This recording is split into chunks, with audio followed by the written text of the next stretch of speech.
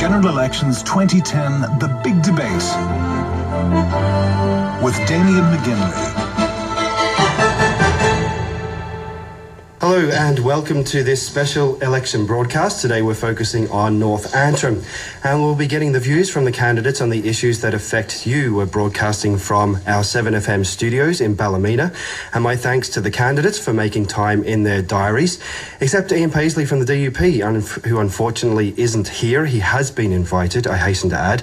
We've been talking to him about this for about 2 weeks now, and we even moved the debate back an hour to avoid a clash in his diary, but he hasn't turned up. He's not taken the opportunity to put his views to you, the listener, which is obviously up to him. But never mind that, because we have four of the other candidates here. Joining me for the debate, Jim Allister from Traditional Unionist Voice, Erwin Armstrong from the Ulster Conservatives and Unionists, Dackie Mackay from Sinn Féin, and Declan O'Lone from the SDLP. Right, the first topic I'd like to cover today is the question of leadership.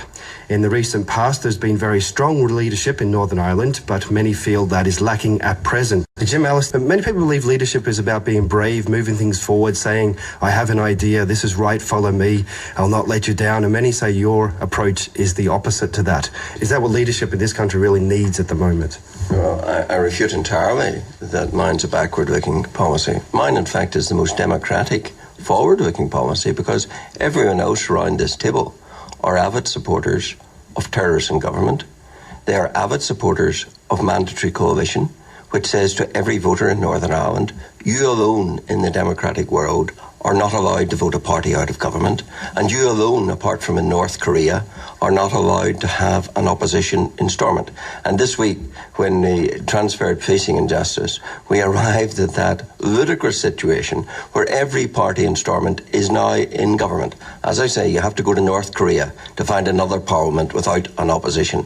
Now, I'm saying that has to change. That is a foundation of sand, and that is why, of course, it is mired in dysfunctional, malfunctioning performances where the joint First Ministers, you talk about leadership, joint First Ministers, one can't even sign a letter without the other consenting, and we've gone through months and years of total deadlock because of this system. So my way forward is through voluntary coalition, where you have an election, no party's big enough on its own to form a government, those that then can agree the platform, whatever their identity is, a platform which can secure majority support in the Assembly, they govern.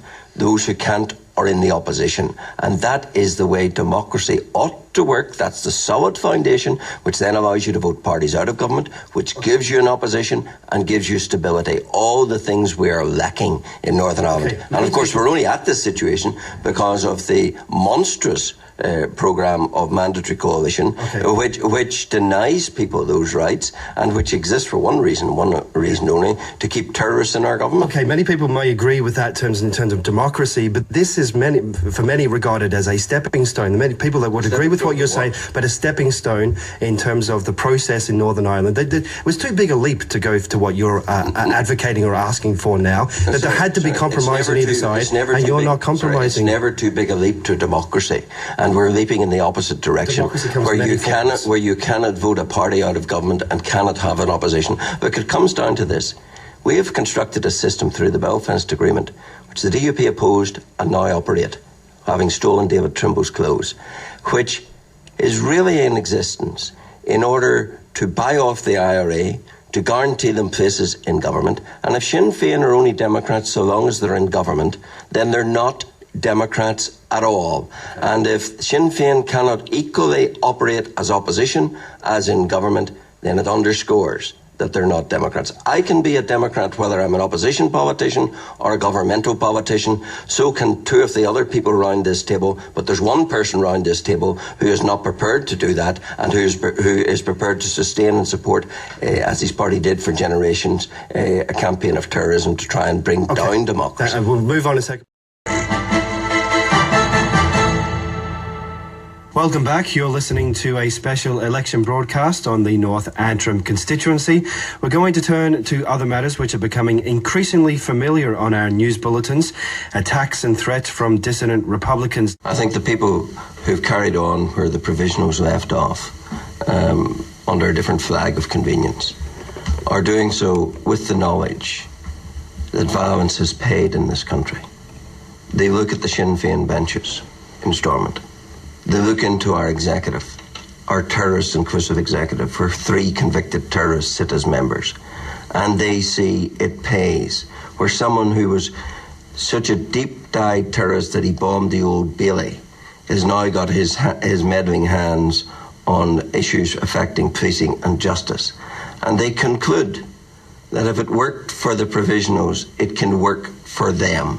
And that is one of the follies of the Belfast Agreement, which was a buy-off and a payoff for terrorism, and has guaranteed terrorism in perpetuity because it creates and feeds that belief.